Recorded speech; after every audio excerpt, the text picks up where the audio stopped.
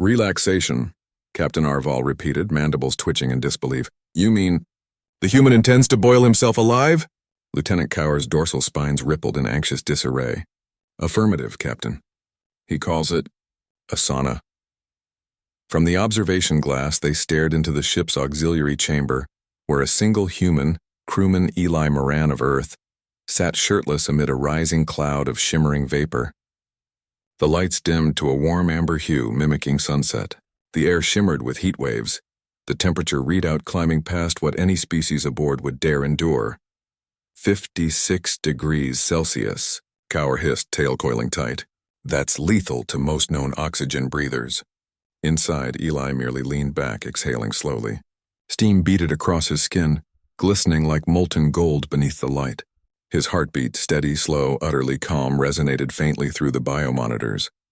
The sensors couldn't comprehend the serenity radiating from a being so apparently fragile. Raval's voice cracked like shattering crystal. He calls this self-care? Apparently, sir, Cower whispered. He says it relieves stress. And there it was, the word that haunted the alien psyche, stress. Every race knew it. Every species battled it. Yet no creature, not even the acid-scaled Dorothi or the void-born Shur, confronted it like humanity. Where others fled from pain, humans walked into it. Arms open, smile soft, heart steady. The ship's hum deepened, resonating through the metal bones of the vessel. Eli's voice, muffled but tranquil, drifted from the chamber through the comm feed. Just 5 more minutes. Feels like home. Cower's quills bristled. Home? Their planet scorches and freezes and drowns all in one cycle. How does one feel at peace in torment? No one answered. They just watched the steam dance around the human like a living ghost. Then came the sound, soft at first, then low and guttural. Thud. Thud. The airlock door to the chamber vibrated. The temperature spike had triggered the emergency coolant seals. Automated systems began to override the manual locks. A cold mist hissed from vents, followed by a shriek of metal stress. Raval lunged toward the console. He'll be frozen solid in seconds. Override that system! But Eli's calm voice cut through the alarm. No, don't, I've got this. For a moment, the bridge froze. Even the machines hesitated. On the screen, Eli rose slowly, every motion deliberate, every breath like thunder. Steam coiled off him, veiling his silhouette until he looked less like a man and more like a spirit stepping out of chaos. He grabbed a ladle, poured more water onto the heated stones, and the chamber roared. An explosion of vapor surged outward. The sensors screamed, readings spiked into red zones. Raval stumbled backward, eyes wide. He's creating a storm inside. Cower's hands trembled over the console. His heart rate remained steady. Sir, he's enjoying it. Within the storm, Eli smiled faintly, eyes half closed. Yeah, perfect. The noise subsided after a minute that felt like an eternity.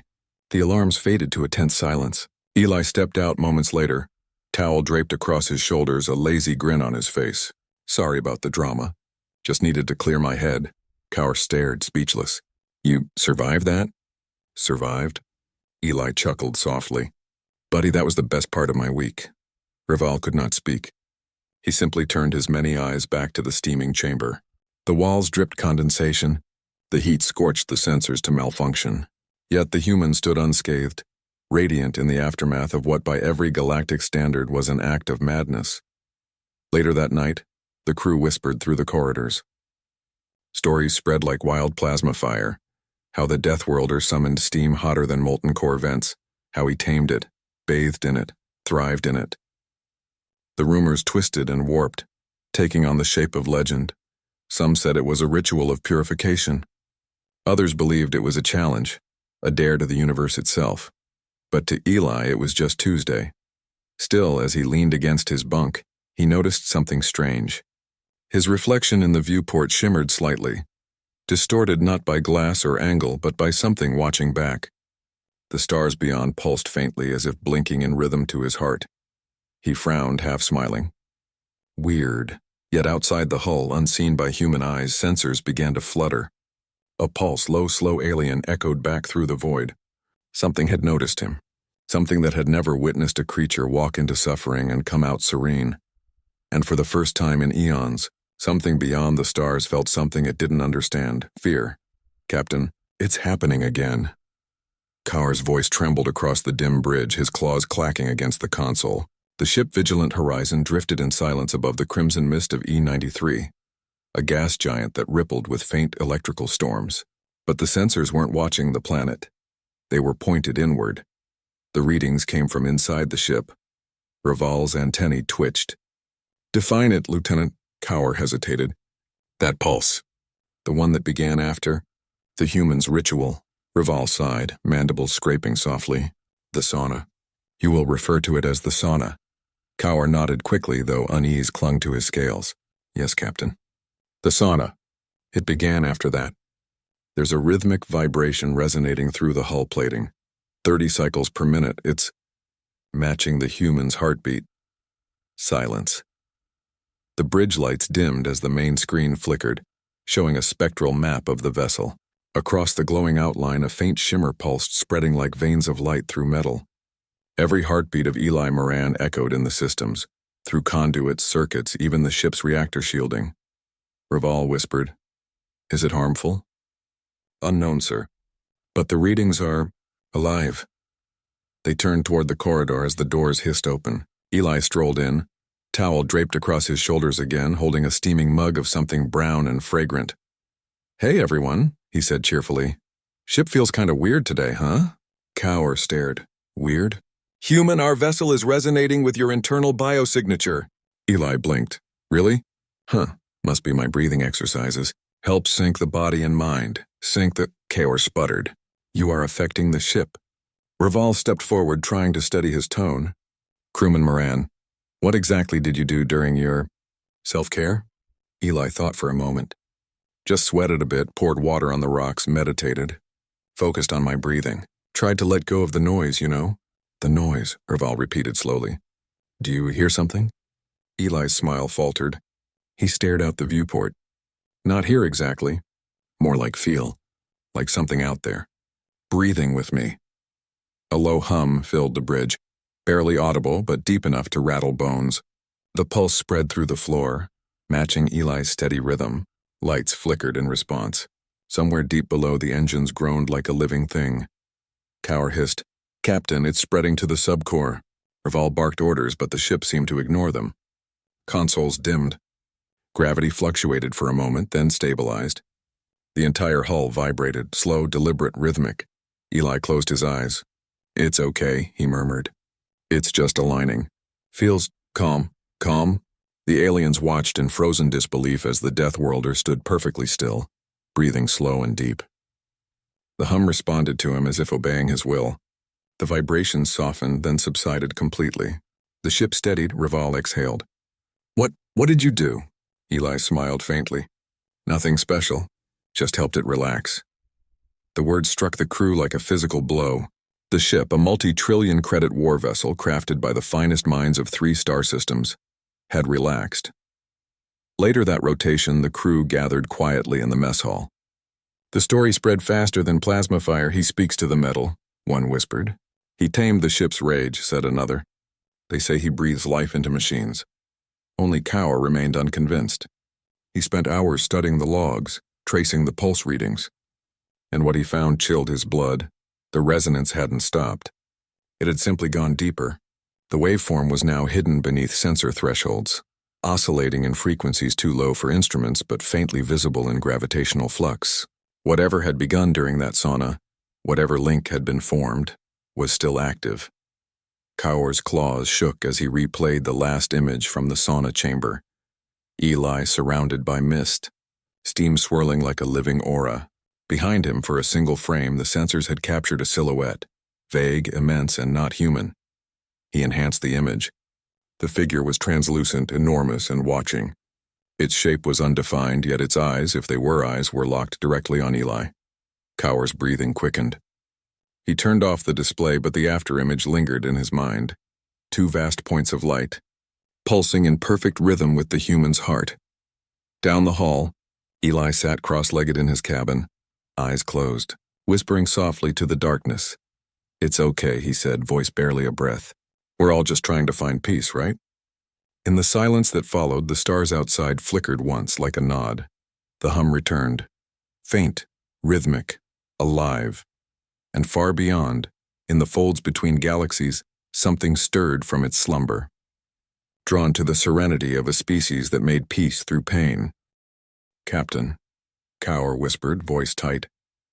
"The deep sensors are detecting motion, under subspace level. Something vast is responding to the human's heartbeat." Raval didn't answer immediately. He stood in the dim light of the bridge, 4 eyes fixed on the main display. The stars outside rippled just slightly as though the void itself were breathing. "Magnitude?" he asked softly. Cower swallowed. "If it's real, sir, it's planetary scale." The captain's mandibles clicked once. "And you're certain it began after the sauna incident?" "Yes," Cower said. "Every pulse, every tremor, every gravitational echo, all synchronized to Eli Moran's physiological rhythm." Raval's throat rasped. "Then we are not merely dealing with biology. We are dealing with a field phenomenon." The doors hissed open. Eli stepped in, calm as ever, sipping what the crew had learned was coffee.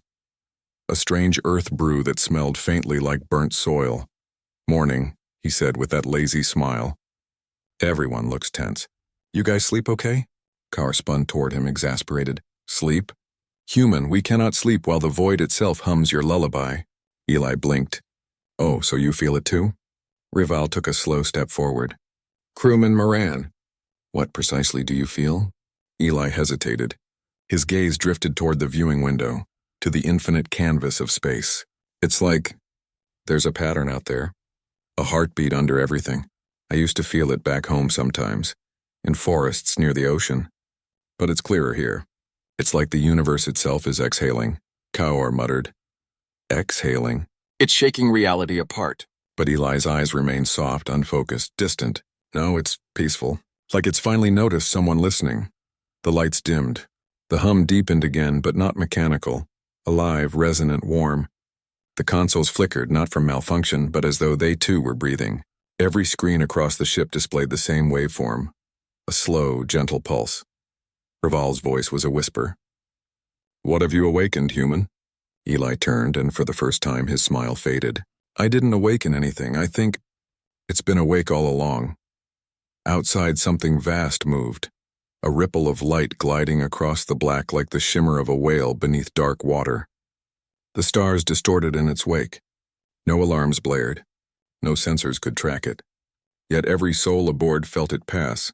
A sound followed, a soft, deep note like the toll of a cosmic bell. Every being on the vigilant horizon froze. The air itself vibrated with the tone. It wasn't loud, but it was everywhere. Cower gasped. "Captain, communication attempt detected." Visual. The main screen burst into static, then coalesced into a shimmering mist. Within it, 2 luminous shapes hovered, glowing, pulsing slowly, mirroring Eli's heart rhythm. A voice, if it could be called that, spoke in tones that bypassed language, resonating straight into the mind. "You hear us now." The bridge trembled. Cower stumbled back, clutching his head. "It's inside me." Eli didn't move. He simply stood, eyes wide, calm but bright with wonder. "I hear you. You breathe as we once did. You feel pain and make it peace. You remember what the stars forgot." Raval stammered. "Identify yourself." "What are you?" The voice responded, gentle and immense. "We are what remains when everything stops resisting. We are the stillness that holds creation together.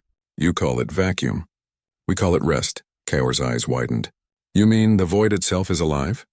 Eli tilted his head. "No, it's conscious. And it's lonely." For a moment no one spoke. The silence stretched, thick and reverent. Then the entity spoke again, its tone shifting like distant thunder. "He remembers us. The Deathworlder breathes as the universe once breathed. Through him we stir." Cower's voice trembled. "Captain, it's focusing on him." Eli blinked, confused. "Wait, me? Why?" "Because you do not flee the storm. You become it. You suffer and call it peace. You are what we were before fear taught the stars to scream." Raval's heart pounded. "Human, whatever you're doing, stop it." Eli closed his eyes. "I'm not doing anything, Captain. I'm just being." The light on the screen flared, then faded into a soft glow that filled the bridge. The voice echoed once more. "We will follow your calm, Deathworlder. We will learn from it, until we remember what it means to rest. Then, silence." The hum vanished. The stars stilled. Every sensor dropped to 0 activity. Cower collapsed into his chair. Did we just teach the void how to relax? Raval exhaled slowly. Or we taught it how to notice. Eli turned to them, voice quiet. Don't worry. It's not dangerous. It just wants to feel peace. But deep beneath the hull, the subspace currents shifted again. The ship's systems began to register faint gravitational anomalies far beyond known sectors. One by one, other ships in nearby systems reported the same pulse. Slow, gentle, rhythmic, synchronizing with a single human heartbeat. Eli looked out the window, unaware of the ripples spreading across the galaxy. Guess I really needed that sauna, huh? Far across the cosmos, ancient things stirred from slumber, drawn toward the strange serenity of a species that could relax through chaos. The universe had begun to listen, and it would never sleep the same again. Captain, entire sectors have gone. Still, Cower's words dropped into the bridge like stones into deep water. The air was thin, the lights low. On every monitor, the same strange rhythm blinked faintly, slow, pulsing, peaceful. Too peaceful. Raval turned toward the viewport. Outside, the stars didn't twinkle. They rested.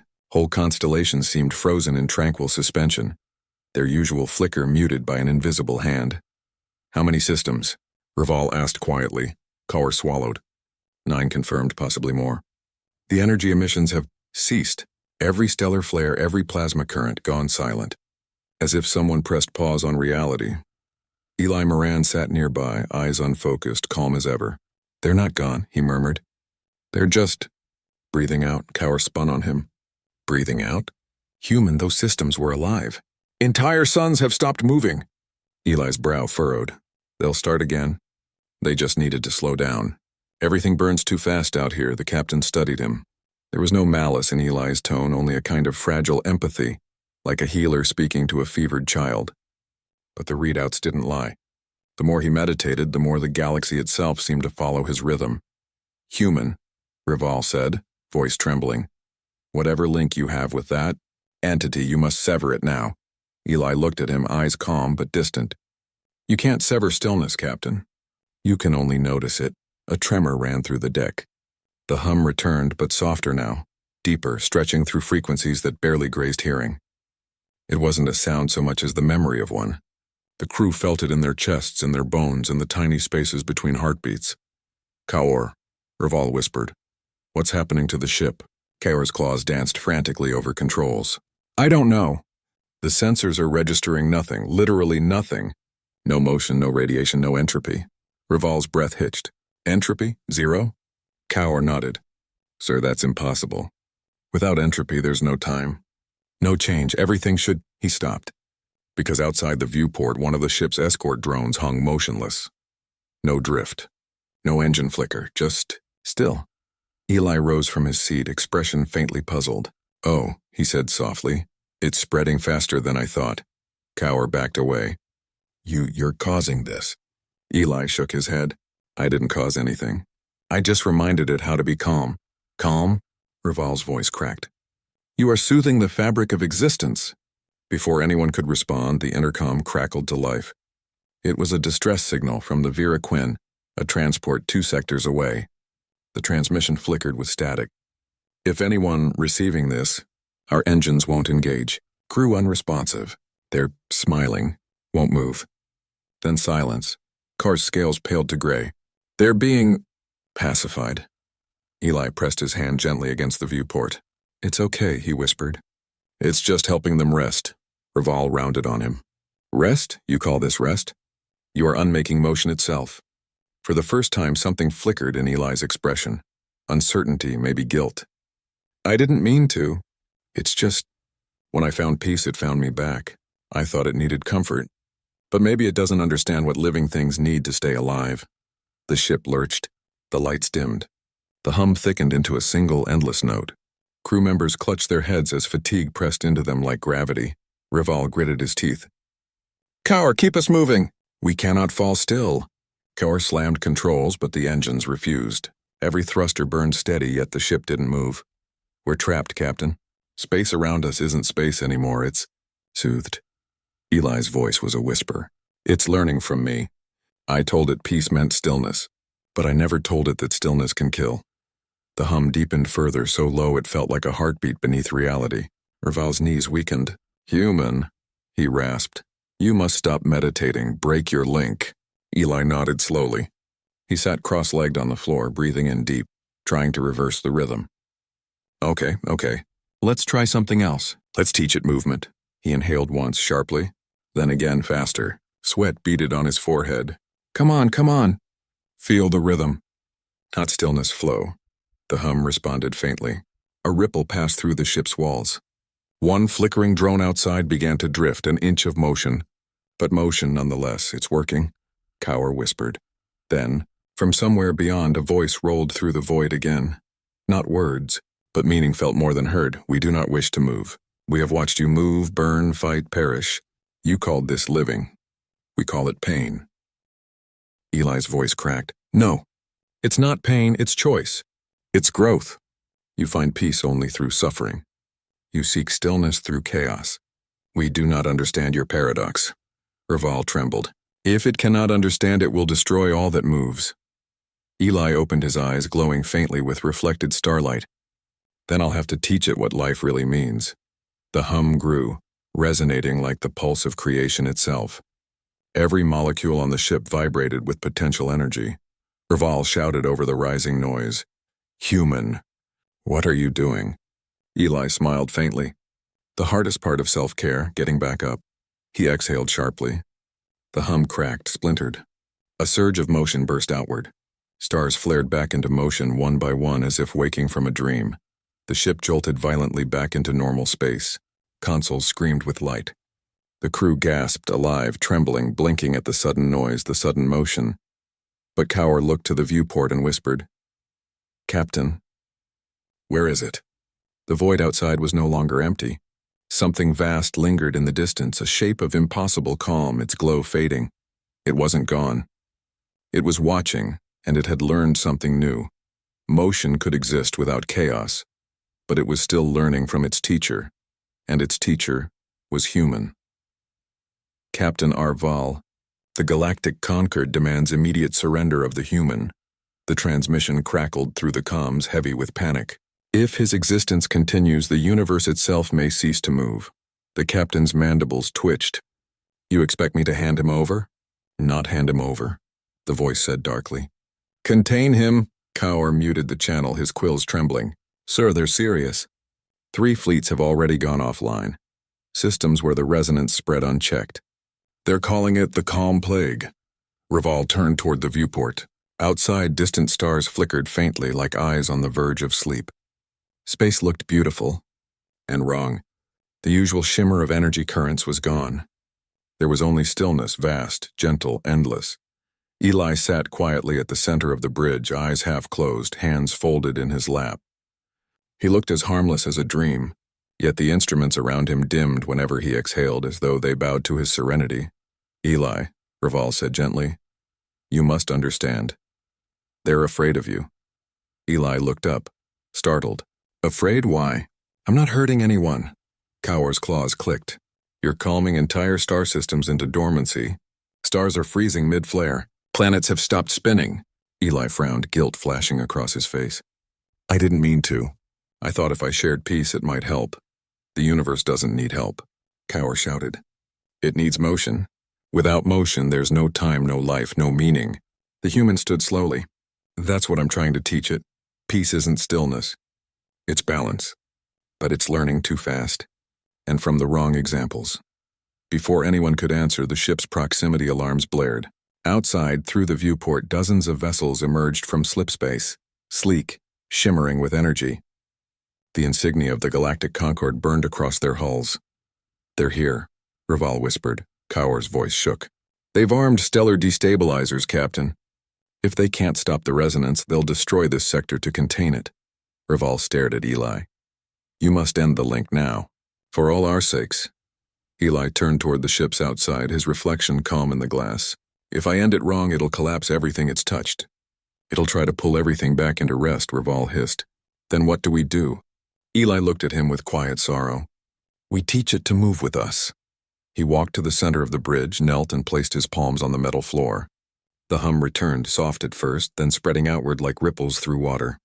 The ship's lights dimmed, then pulsed, matching his heartbeat once more. Outside, the attacking fleets opened fire, streams of radiant plasma lancing toward the vigilant horizon. But the beams slowed mid-flight, bending, dissolving into shimmering dust. Raval's breath caught.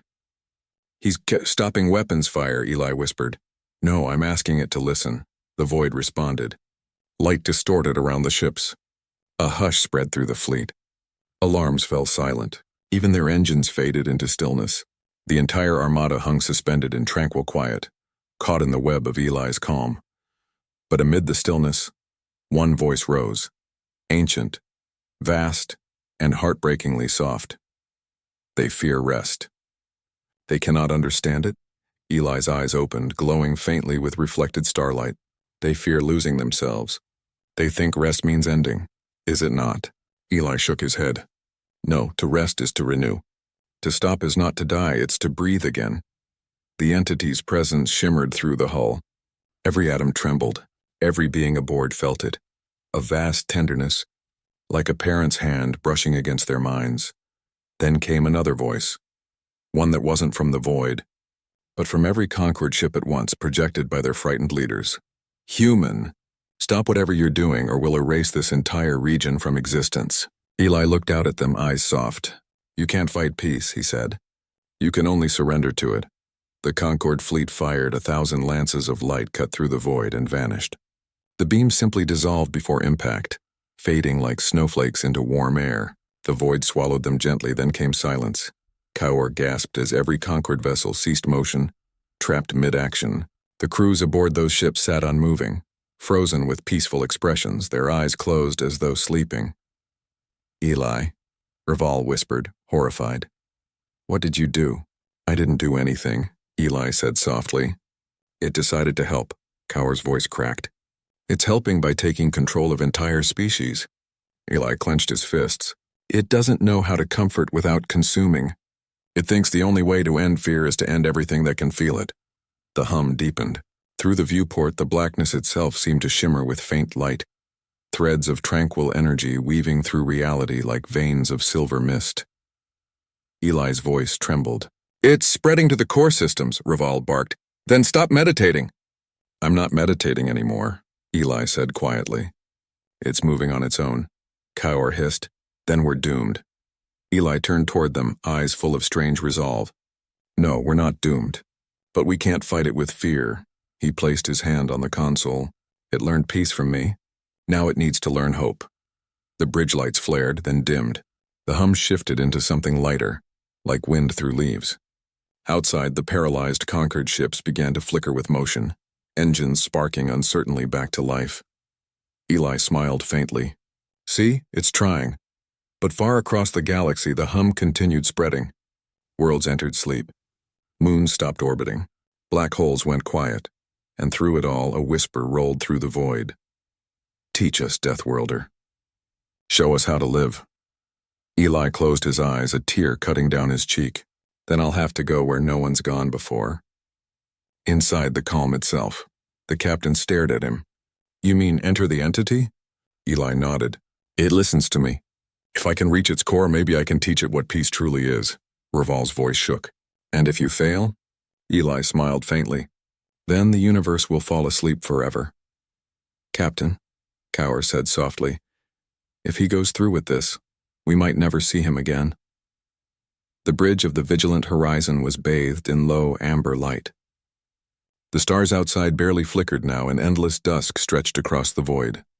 The calm had swallowed half the known galaxy, but for now their ship remained a trembling island of motion. Raval's voice was quiet, his mandibles clicking with restrained grief. "I am aware, Lieutenant, but we no longer have a choice. If the human fails, existence will drift into stillness forever." Eli Moran stood at the center of the deck. No armor, no weapon, just a quiet steadiness in his eyes. Around him the air shimmered faintly, as though reality itself was reluctant to let him go. "Coordinates locked," Kaur said. "Portal aligned with the calm's epicenter." Raval approached Eli. "Crewman Moran, are you sure you can reach it?" Eli smiled faintly. "It reached me first, remember?" Kaur muttered, "If this is what humans call self-care, I'll never understand your species." Eli chuckled softly. "Yeah, neither do we. He stepped onto the transfer pad. Light spiraled around him, slow, rhythmic, like a heartbeat echoing in metal. The portal opened, not in a flash of light, but a soft unfolding. The air itself parted, revealing a deep, swirling stillness beyond, like a sea of liquid glass. Raval straightened, voice low but firm. "Human, come back to us." Eli nodded. "If I can." Then he stepped through. There was no up or down. No heat or cold. No sound.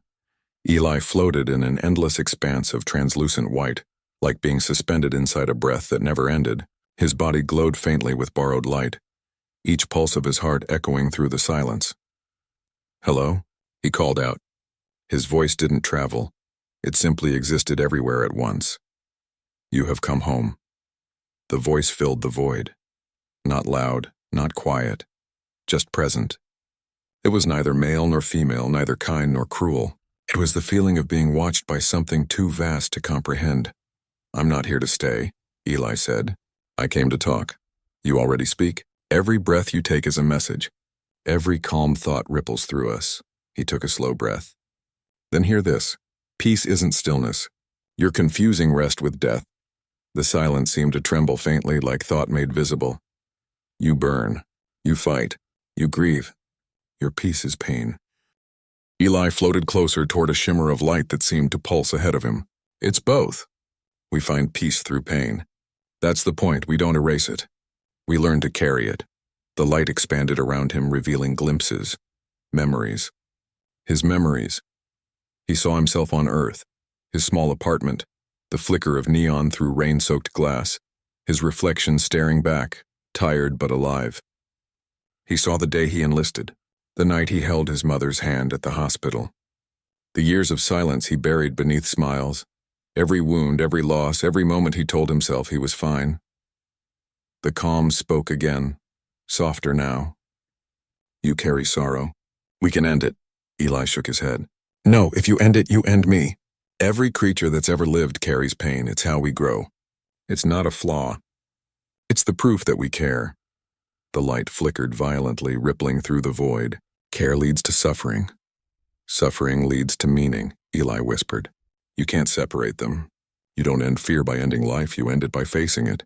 The silence deepened. Around him, the white expanse darkened into a vast ocean of swirling mist. From it, shapes began to rise, echoes of all things that had gone still. Frozen planets, motionless stars, lifeless ships drifting like statues, and from within them, eyes, millions of them, watching him. The calm's voice filled the air again, sad now, almost fragile. "We only wanted quiet," Eli's voice softened. "Then listen to the quiet inside noise, the peace within motion. That's what being alive is. It's never silent, but it can still be calm." He placed his hand over his heart. "Hear this." He closed his eyes. His heartbeat filled the void, not loud but steady. A living rhythm, a promise that motion could be gentle, that peace could breathe. The darkness trembled. The frozen stars began to flicker faintly. The shapes in the mist rippled as though remembering how to move. "We do not understand." "You don't have to," Eli whispered. "Just feel." He reached out into the void. His pulse spread outward, soft waves of motion, carrying fragments of laughter, sorrow, love, and every fragile human thing. The universe's stillness shivered. For the first time, the calm hesitated. Then, slowly, it breathed. Every light around him flared, then dimmed. The air grew warm, and the sound of something immense exhaling filled the silence. "It hurts," the calm whispered. Eli smiled sadly. "That's what life feels like." "Welcome back." The light enveloped him completely. He felt his body disintegrate, not painfully but peacefully, his consciousness merging into the calm like a spark into a sunrise. On the vigilant horizon, alarms flared. The calm's pulse vanished from sensors, replaced by a single clear heartbeat. Kaur gasped. "Captain." "The readings, they're stabilizing." Arval stared at the monitors. "What happened?" Kaur's voice broke. "I think..." He changed it. The ship's systems hummed with gentle rhythm. Outside, the frozen stars began to move again. Galaxies turned. Worlds spun. And somewhere in that restored motion, a soft human heartbeat echoed, steady, eternal, alive. Raval bowed his head. "Farewell, Deathworlder," Kaur whispered. "He taught the universe to breathe." But deep within the cosmic quiet, beyond the reach of sensors, the calm stirred once more. And at its center a faint human voice whispered through the endless light, "Don't stop. Not ever, Captain. The stars are singing." Kaur's voice trembled. Not from fear this time, but awe. Outside the vigilant horizon's viewport, the cosmos shimmered in impossible colors, waves of light dancing like ripples on water. The once frozen galaxies were now breathing, pulsing to a rhythm that seemed almost alive. Raval stood motionless at the helm.